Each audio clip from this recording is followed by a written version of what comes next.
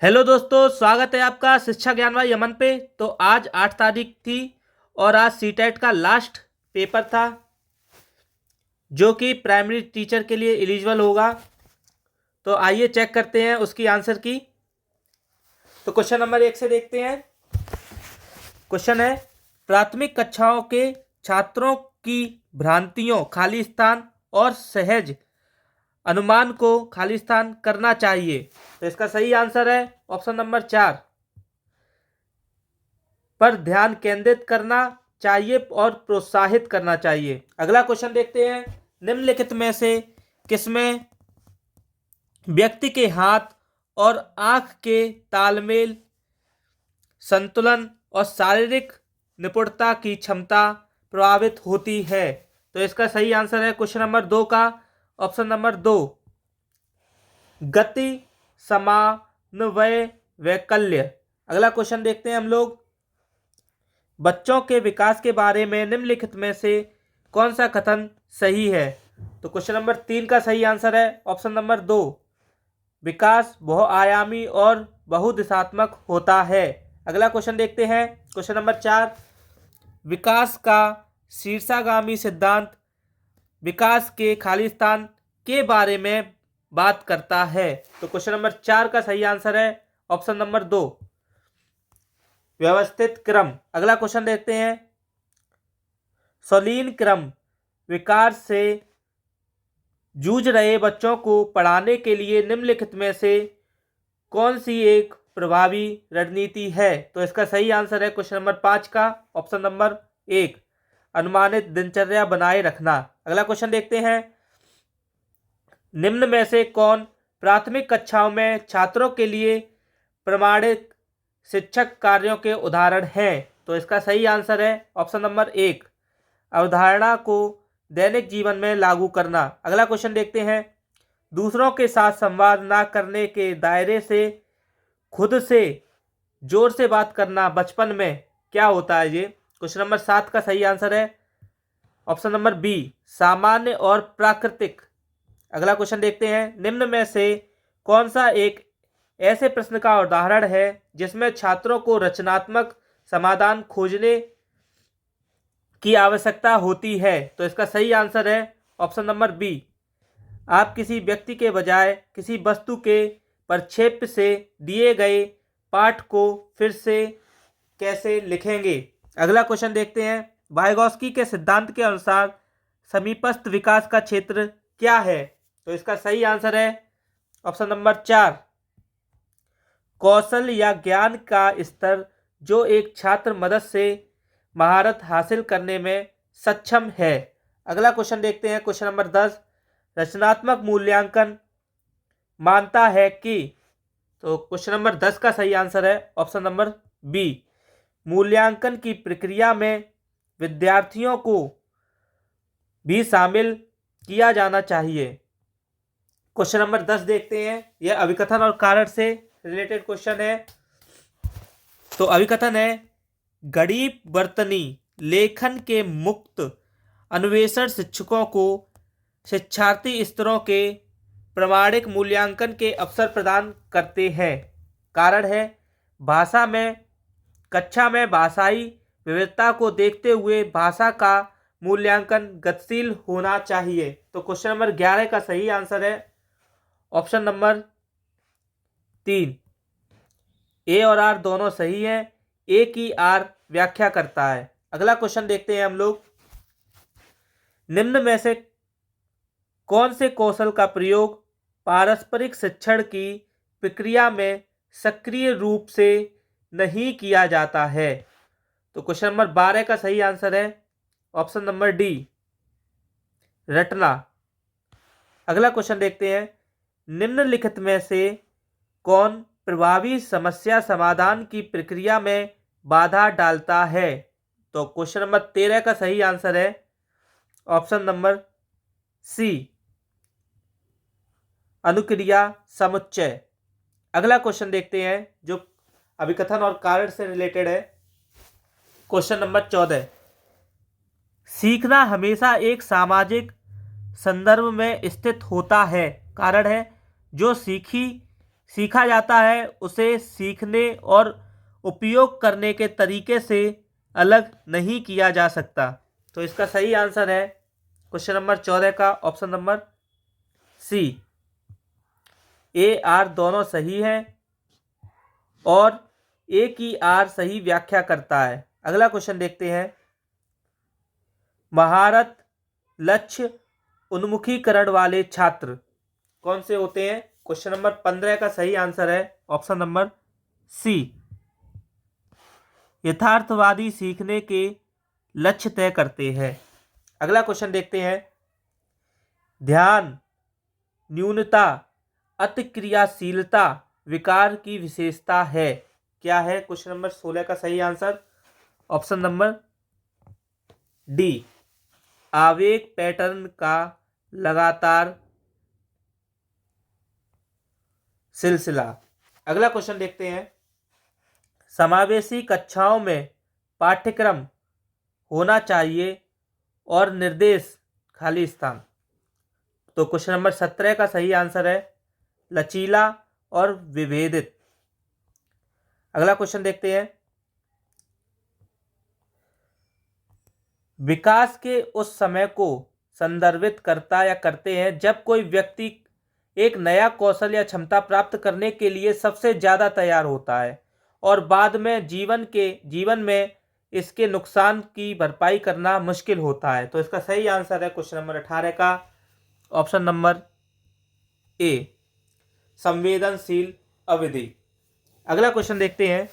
निम्नलिखित कथन में विकास के किस सिद्धांत को दर्शाया गया है? सिद्धांत शैशवावस्था और प्रारंभिक बचपन के दौरान हाथ पैरों की तुलना में टांगें और बाह तेजी से बढ़ रहे हैं। तो इसका सही आंसर है क्वेश्चन नंबर 19 का सी। अगला क्वेश्चन देखते हैं। निम्नलिखित में से समाज में प्रचलित जेंडर रूढ़वादिता के प्रभाव को बच्चों के बीच कम करने का एक प्रभावी तरीका कौन सा है? तो क्वेश्चन नंबर 20 का सही आंसर है ऑप्शन नंबर ए। बच्चों को विविध जेंडर भूमिकाओं से परिचित कराना और उन्हें अपनी रुचियों को आगे बढ़ाने के लिए प्रोत्साहित करना। अगला क्वेश्चन देखते हैं। सार्थक अधिगम सुनिश्चित करने के लिए निम्नलिखित में से कौन से महत्वपूर्ण है? तो क्वेश्चन नंबर 21 का सही आंसर है ऑप्शन नंबर बी, 1 और 3। 1 और 3 भावनात्मक समर्थन का प्रावधान और करने और प्रयोग करने के अवसर। अगला क्वेश्चन देखते हैं जो अभिकथन और कारण से है। शिक्षकों को पाठ के रूप में बच्चों को ढेर सारे संकेत और आलंबन उपलब्ध कराने चाहिए। कारण है जीन पियाजे ने इस बात पर जोर दिया है कि अधिक जानकार लोग सामाजिक अंतःक्रिया के माध्यम से बच्चों के संज्ञानात्मक कौशल को आगे बढ़ाने में महत्वपूर्ण भूमिका निभाते हैं। तो इसका सही आंसर क्या होगा? क्वेश्चन नंबर 22 का सही आंसर है option number B, A B दोनों गलत है। अगला क्वेश्चन देखते हैं। यह भी अभिकथन और कारण से रिलेटेड है। अभिकथन है, एक प्रभावी शिक्षा शास्त्रीय रणनीति यह है कि बच्चों को नई जानकारी को जो वे पहले से जानते हैं के साथ जोड़ने के लिए कहा जाए। कारण है, कारण क्या दिया है? समानताओं और विभिन्नताओं की पहचान करने से बच्चों को जानकारी संगठित करने में मदद मिल सकती है जो उन्हें सोचने के साथ साथ बेहतर याद रखने में भी मदद करती है। तो क्वेश्चन नंबर 23 का सही आंसर है ऑप्शन नंबर सी। ए और आर दोनों सही हैं और ए की आर सही व्याख्या करता है। अगला क्वेश्चन देखते हैं। बाहरी प्रेरणा खाली स्थान से आती है जबकि आंतरिक प्रेरणा खाली स्थान पर आधारित होती है। तो क्वेश्चन नंबर 24 का सही आंसर है ऑप्शन नंबर बी। बाहरी प्रेरणा दूसरों की सराहना से आती है, जबकि आंतरिक प्रेरणा व्यक्तिगत संतुष्टि पर आधारित होती है। क्वेश्चन नंबर 25 देखते हैं। अभिकथन और कारण से रिलेटेड क्वेश्चन है ये। बच्चों में रचनात्मक को पोषित करने के लिए उनके चिंतन और मनन करने के लिए व्यवहारिक समस्याओं और मुद्दों को प्रस्तुत करने की आवश्यकता है। कारण क्या है? रचनात्मक बच्चों में कुछ नया खोजने की क्षमता होती है और उन्हें बौद्धिक उत्तेजना की आवश्यकता होती है। तो इसका सही आंसर है क्वेश्चन नंबर 25 का ऑप्शन नंबर सी। ए और आर दोनों सही हैं और ए की आर सही व्याख्या करता है। अगला क्वेश्चन देखते हैं, क्वेश्चन नंबर 26। पियाजे के अनुसार निम्नलिखित में से कौन सा समायोजन का उदाहरण है? तो क्वेश्चन नंबर 26 का सही आंसर है ऑप्शन नंबर सी। बच्चा परिचित वस्तु के लिए नया शब्द सीखता है, जैसे स्कीमा। पियाजे ने स्कीमा के बारे में बताया था, तो ये स्कीमा से रिलेटेड है। अगला क्वेश्चन देखते हैं हम लोग, क्वेश्चन नंबर 27। क्या आपके माता पिता की अनुपस्थिति में फ्रिज पर से चॉकलेट चोरी करना ठीक है? इस सवाल के जवाब में 4 वर्ष की मीरा ने जवाब दिया, ऐसा करना गलत होगा क्योंकि ऐसा करने से माता पिता से सजा मिल सकती है। मीरा की नैतिक तर्क कोलबर्ग के नैतिक विकास के सिद्धांत के किस अवस्था को दर्शाता है? तो इसका सही आंसर है क्वेश्चन नंबर 27 का पूर्व परंपरागत, जिसमें दंड और पुरस्कार, क्योंकि उसने यहां बोला है कि सजा मिलती है, तो इसका आंसर होगा पूर्व परंपरागत। अगला क्वेश्चन देखते हैं, क्वेश्चन नंबर 28।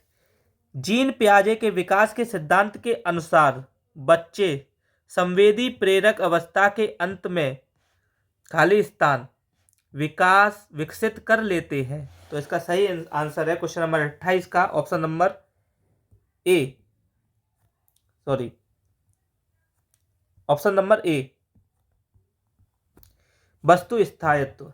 अगला क्वेश्चन देखते हैं, लेव वायोस्की के अनुसार आंतरिक वाक, जब बच्चा अपने आप से ही खुद से ही बात करता है उसे आंतरिक वाक कहते हैं। तो इसका सही आंसर होगा 29 का ऑप्शन नंबर सी, तर्क करने और विचारों को व्यवस्थित करने में मदद करता है। अगला क्वेश्चन देखते हैं, सीडीपी का लास्ट क्वेश्चन है, छात्रों में आलोचनात्मक सोच को किस प्रकार बढ़ावा दिया जा सकता है? तो क्वेश्चन नंबर 30 का सही आंसर है ऑप्शन नंबर सी, क्या, क्यों, कैसे जैसे उत्साहवर्धक प्रश्न पूछकर। तो ये हो गए आपके सीडीपी के 30 क्वेश्चन। आइए चलते हैं आगे, देखते हैं ईवीएस के 30 क्वेश्चन। तो ईवीएस का देखते हैं, क्वेश्चन स्टार्ट होते हैं क्वेश्चन नंबर 61 से। अभिकथन और कारण का क्वेश्चन है। अभिकथन है, काम करने वाली मधुमक्खियों के बिना ना तो छत्ता बनेगा और ना ही शहद इकट्ठा हो पाएगा। कारण है, नर मक्खी छत्ते के लिए बहुत खास काम करते हैं। तो क्वेश्चन नंबर 61 का सही आंसर है ऑप्शन नंबर ए सही है किंतु आर गलत। अगला क्वेश्चन देखते हैं, निम्नलिखित में से कौन सा शिक्षण शास्त्र पर्यावरण अध्ययन के भोजन थीम को सीखने के लिए उपयुक्त नहीं होना चाहिए? तो क्वेश्चन नंबर 62 का सही आंसर है ऑप्शन नंबर बी, बच्चों को पाचन तंत्र का नामांकित चित्र बनाने के लिए प्रेरित करना। अगला क्वेश्चन देखते हैं, स्टेटमेंट का है ये भी। कथन ए है, स्लॉथ दिन के करीब 20 घंटे सोते हैं, लगभग जीवन के 20 वर्ष के अपने पूरे जीवन में मुश्किल से 5 पेड़ों तक ही घूम पाते हैं। तो इसका सही आंसर है क्वेश्चन नंबर 63 का ऑप्शन नंबर सी, ए और बी दोनों सही हैं। अगला क्वेश्चन देखते हैं, मैचिंग से रिलेटेड क्वेश्चन है 64। तो 64 का सही आंसर है ऑप्शन नंबर डी। पहले ए का है बी, मलयालम केरल, बी का पहला कोंकणी गोवा, सी का पांचवा मराठी महाराष्ट्र, डी का छठा गुजराती गुजरात, ई का चौथा कन्नड़ कर्नाटक, बचा एफ का तीसरा कुडुख झारखंड। अगला क्वेश्चन देखते हैं, क्वेश्चन नंबर 65 कथन और कारण से है। समुदायों को सांस्कृतिक स्रोत भी बच्चों के अधगम के लिए बहुत जरूरी है। लोक कथाएं, गीतकुल, लोकगीत, चुटकुले, कला आदि बच्चों की भाषा और उसके ज्ञान को समृद्ध बनाते हैं। कारण है, बच्चों का स्थायी परिवेश केवल भौतिक प्राकृतिक ही नहीं बल्कि उसका सामाजिक सांस्कृतिक परिवेश भी स्थानीय होते हैं। तो 65 का सही आंसर है ऑप्शन नंबर सी। कथन कारण दोनों सही हैं। कथन और कारण कथन की सही व्याख्या करता है। अगला क्वेश्चन देखते हैं, यह क्वेश्चन भी अब कथन और कारण से रिलेटेड है। Question number 66। एक कोशिका में केंद्र में स्थित विशिष्ट गोलाकार संरचना केंद्रक कहलाती है। कारण है, केंद्रक जेली जैसी संरचना से घिरा होता है जिसे कोशिका द्रव कहते हैं। तो 66 का सही आंसर है ऑप्शन नंबर सी। दोनों सही हैं, ए और आर ए की सही व्याख्या करता है। क्वेश्चन नंबर 67 देखते हैं, कथन और कारण दोनों ही कथन है इसमें। जानवर जिनके कान दिखते हैं उनके शरीर पर बाल होते हैं। ऐसे जानवर बच्चे को जन्म देते हैं। जानवर जिनके कान नहीं दिखते हैं और जिनके शरीर पर बाल नहीं होते हैं वे अंडे देते हैं। तो इसका सही आंसर है 67 का option number C. A B दोनों सही है। अगला क्वेश्चन देखते हैं 68। पर्यावरण अध्ययन के एक शिक्षक को अपनी कक्षा की गतिविधियों के संपादन में बच्चों के स्थानीय संदर्भ को शामिल करना चाहिए। स्थानीय संदर्भ को शामिल करने के लिए एक शिक्षक को निम्नलिखित में से क्या ध्यान देना चाहिए। तो 68 का सही आंसर है ऑप्शन नंबर ए। स्थानीय संदर्भ का चयन शिक्षा शास्त्रीय दृष्टि से कल्पनाशील और नैतिक दृष्टि से सही हो। अगला क्वेश्चन देखते हैं, क्वेश्चन नंबर 69।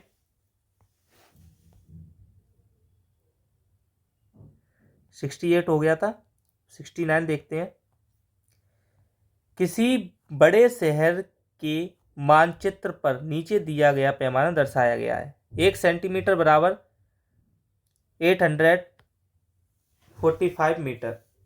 यदि इस मानचित्र पर किन्हीं दो स्थानों के बीच की दूरी मापी गई 13.7 सेंटीमीटर है तो इन स्थानों के बीच का वास्तविक दूरी कितनी होगी। तो इसका सही आंसर है 69 का ऑप्शन नंबर ए, 11.57 किलोमीटर। अगला क्वेश्चन देखते हैं, प्राथमिक स्तर पर पर्यावरण अध्ययन की कक्षा में निम्नलिखित में से कौन सा प्रकरण चर्चा करने और अनुभव साझा करने के लिए सबसे उपयुक्त होगा। तो इसका सही आंसर है ऑप्शन नंबर सी, पानी की सुविधा सभी को बराबर नहीं मिलती। अगला क्वेश्चन देखते हैं, भारत की राजधानी दिल्ली और बिहार की राजधानी पटना के बीच 792 किलोमीटर है। यदि कोई एक्सप्रेस पर बस इस दूरी को 11 घंटे में तय कर लेती है तो उस बस की मीटर प्रति सेकंड में औसत चाल क्या है। तो इसका सही आंसर है 71 का ऑप्शन नंबर डी, 20 मीटर प्रति सेकंड। अगला क्वेश्चन देखते हैं 72।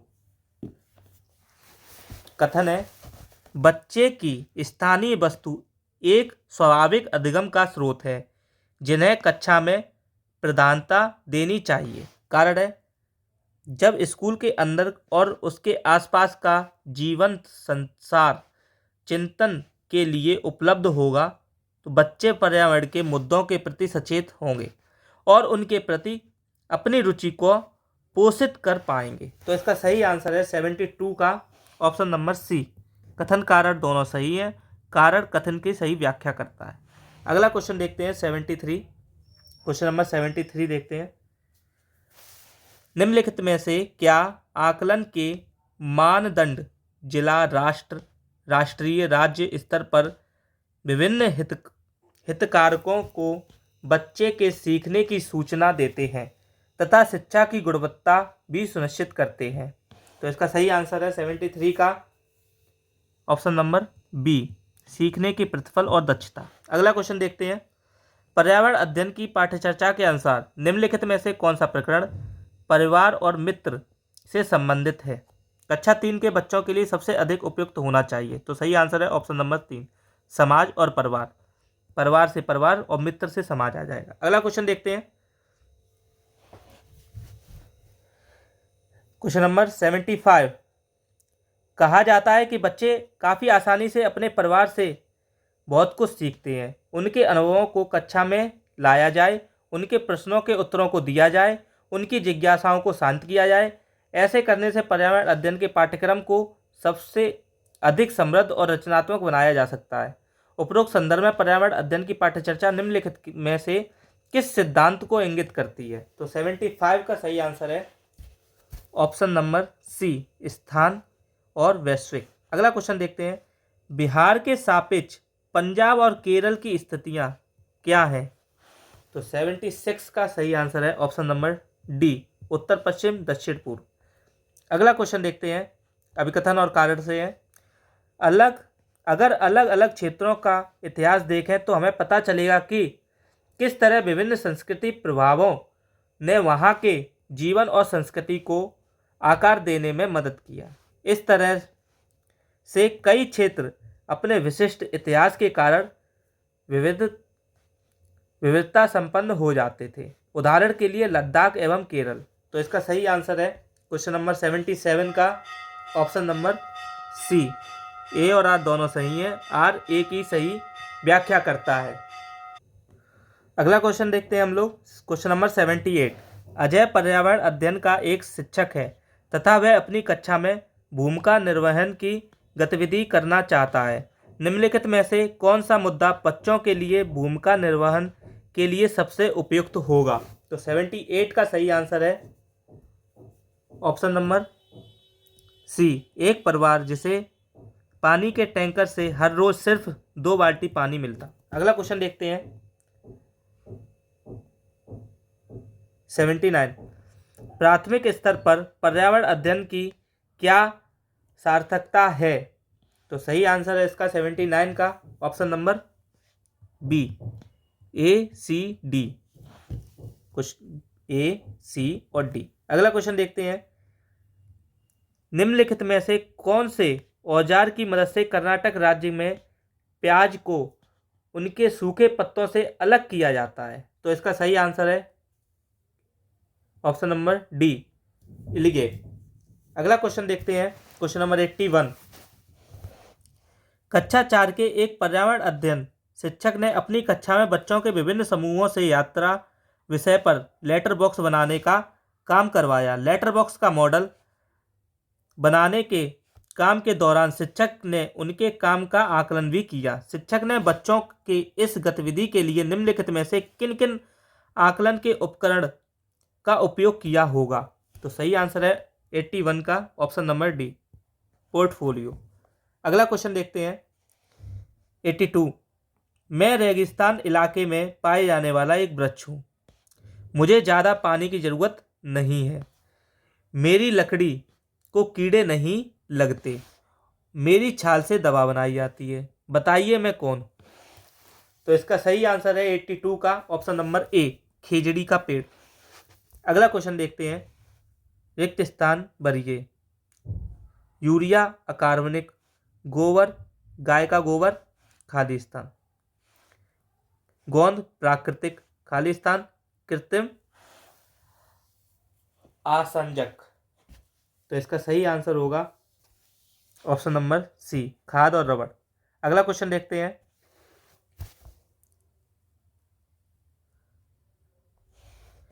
Question number 84। एनसीईआरटी के पर्यावरण अध्ययन के पाठ्य पुस्तक में कई पाठ वास्तविक लोग और उनके वास्तविक अनुभव पर आधारित है। पाठ्य पुस्तक निर्माण समिति ने वास्तविक लोग और उनके वास्तविक अनुभव क्यों शामिल किए? तो इसका सही आंसर है 84 का ऑप्शन नंबर डी, ए, बी और डी।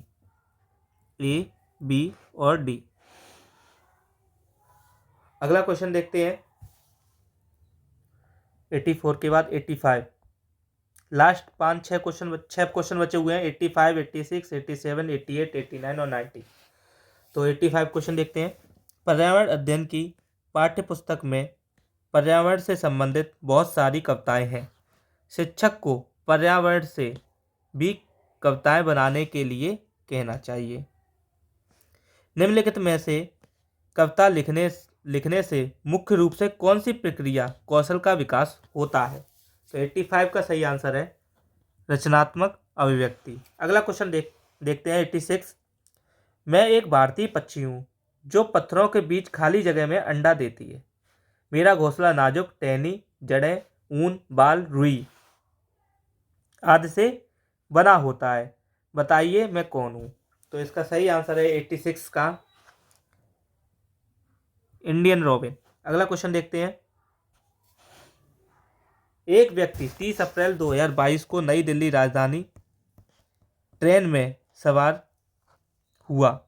1 मई 2022 को भुवनेश्वर पहुंचा। ट्रेन नई दिल्ली से 17 बजे रवाना हुई और 1 मई को 20 बजे भुवनेश्वर पहुंची। रेल मार्ग में नई दिल्ली और भुवनेश्वर की दूरी 1701 किलोमीटर है। तो इस यात्रा के दौरान ट्रेन की औसत गति क्या थी? तो इसका सही आंसर है 87 का ऑप्शन नंबर ए, 63 किलोमीटर। 87। अगला क्वेश्चन देखते हैं, क्वेश्चन नंबर 88। निम्नलिखित में से क्या पर्यावरण अध्ययन के संदर्भ में सही है? तो 88 का सही आंसर है